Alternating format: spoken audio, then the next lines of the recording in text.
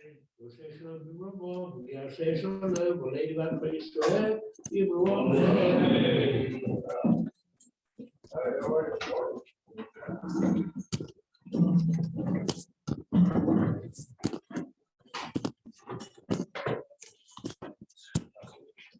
take it personally. Chanukah Sameach. Good evening, everyone. So there's an interesting phenomenon which occurs by Chanukah. The Taz points out. The Taz writes this is the only place where it happens. It's not the only place, but it's very rare and it's one of few. And the Taz points out that when it comes to the Ilchot of Chanukah, we have a machloket amongst the Rishonim. And generally speaking, we find the Shulchan Aruch follows the Rishonim of Sfarad, and the Rama follows the Rishonim of Ashkenaz. Yeah, by Chanukah, we find the opposite occurs. That when it comes to the question of how many lights, how many candles do we need to light each night, Shulchan Aruch follows Tosfot, who was Ashkenazi, and the Rama follows the Rambam, more or less. So it seems. We'll see it's not so clear that the Rama exactly follows the Rambam, but more or less. And the Taz writes this doesn't happen elsewhere. As I mentioned, one of the few places where it does happen elsewhere, there's an interesting connection between Chanukah and Pesach. On Leila Seder, we have the 4 cups of wine, and there's a question, how many times do you say the bracha of Brei Pri Agafen on Seder night? So the Shulchan Aruch says, you only need to say the bracha before the first cup of wine with Kiddush, and again with the 3rd cup of wine after Birkat HaMazon. You only say it twice. The Rama writes, we say the bracha 4 times. Before each cup, we say a Brei Pri Agafen, because each one is its own mitzvah and other reasons. But over there as well, the Shulchan Aruch is based on Tosfot, and the Rama is based on the Rif, the Rambam. But so that's another place where it happens. But going back to Chanukah, and again, another interesting connection between Chanukah and Pesach is that by the 4 cups of wine also, we have the concept of Pirsum Hanes, of publicizing the miracle. It's mentioned there as well. But going back to Chanukah, so we have how many candles do we light each night? This is the dispute. And there's some very, very interesting questions that come out of this. So the Gemara tells us there are 3 basic levels of the mitzvah of Chanukah. In basic levels, mitzvah ner ishu beito, that each night of Chanukah, a person was to light just 1 candle, they have fulfilled the mitzvah. Then, on top of that, there is a level of Mehadrin. Mehadrin, where the Gemara tells us, where you light a candle for each member of the household. So you have 4 people in your household. On the first night, you would light 4. Second night, you would light 4. Third night, you would light 4. You get the picture. That is Mehadrin. And then comes the 3rd level, which was mentioned the other day. We all keep nowadays Mehadrin mina Mehadrin. And that is the machloket Beit Shammai and Beit Hillel. We'll leave Beit Shammai out of it for now, so as not to confuse things. But Beit Hillel says Mehadrin mina Mehadrin means on the first night you light 1, and then Mosif Olech, second night 2, third night 3, tonight we light 4, etc. Going on. Now the basic question is, you look at the Gemara and you look at these 3 levels. The question of Mehadrin, mina Mehadrin is, what is that level adding on? Is that building on the basis of Mehadrin, or are we skipping Mehadrin and building on the basis of Ner Ishu Beito? So I'll explain. So again, Ner Ishu Beito means level number 1, you light 1 candle each night. Level number 2, Mehadrin, means you light according to the members of the household. But again, it doesn't change each night. Level 3 is Mehadrin min Mehadrin. How many candles we light each night changes. Each night we have 1 more. So if we say Mehadrin min Mehadrin, means we're adding on to the level of Mehadrin. So by Mehadrin we said, let's assume you have 4 people in the household. That would mean first night you light 4 candles, second night you light 8 candles, third night you light 12 candles, etc. Which is the Ashkenazi practice, which is what the Rambam writes, and that is how the Rama paskens. However, you could understand a different way, where we say the Gemara originally suggests Mehadrin means you light according to the members of the household.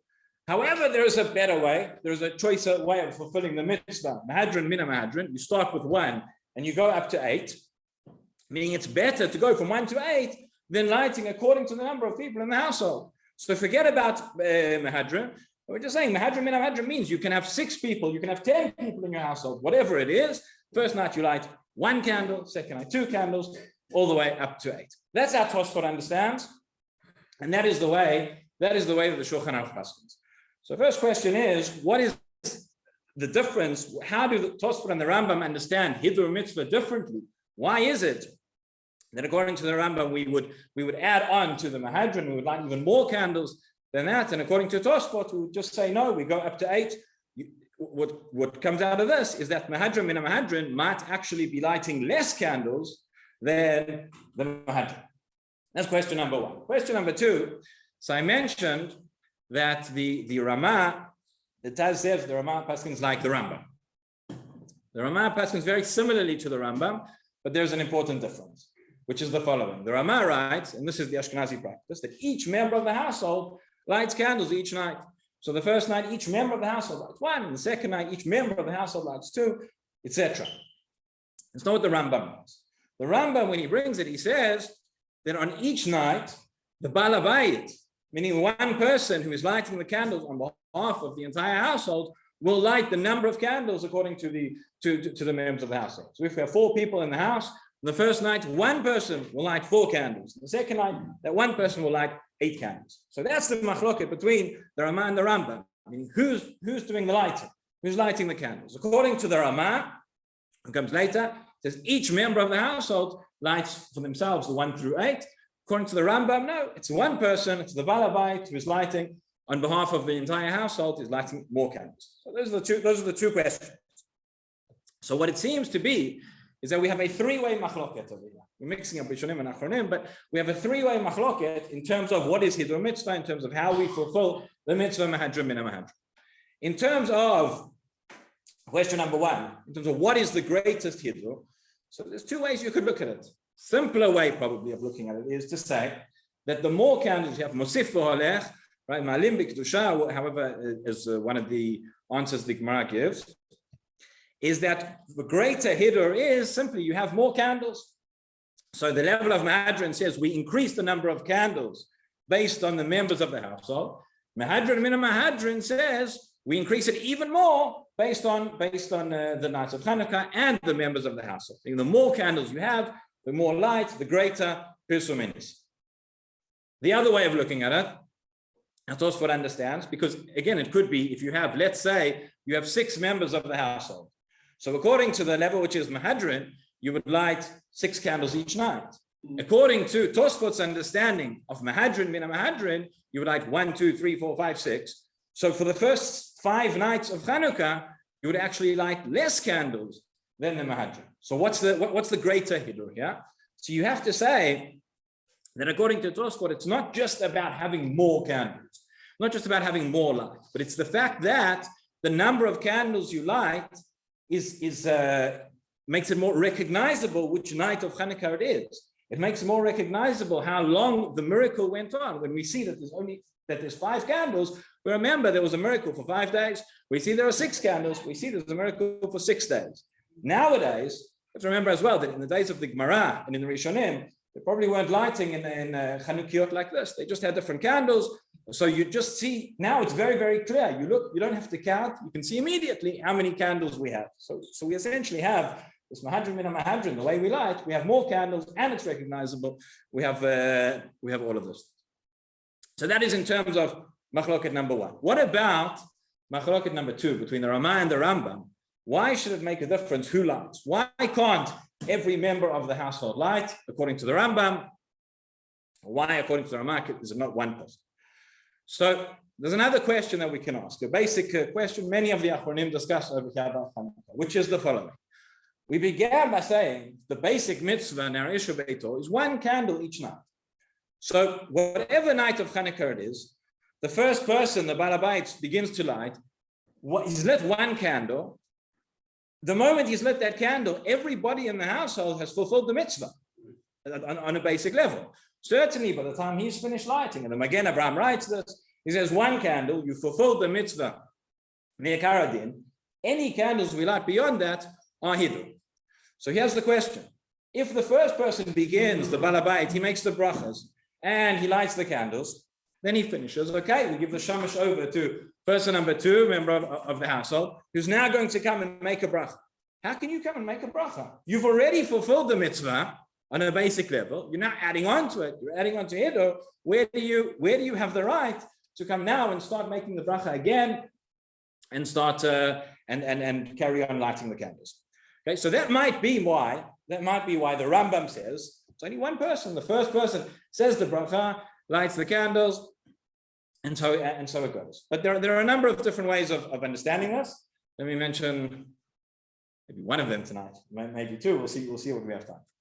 So the question is, the machloket between the Rama and the Rambam could be as follows. When we say mitzvah now Chanukah, now Shiur Beito, it's the mitzvah of the household. What does that mean? So two ways we discussed, I think, a couple of weeks ago, the question of a shaliach, if somebody was flying overseas at the time of Chanukah.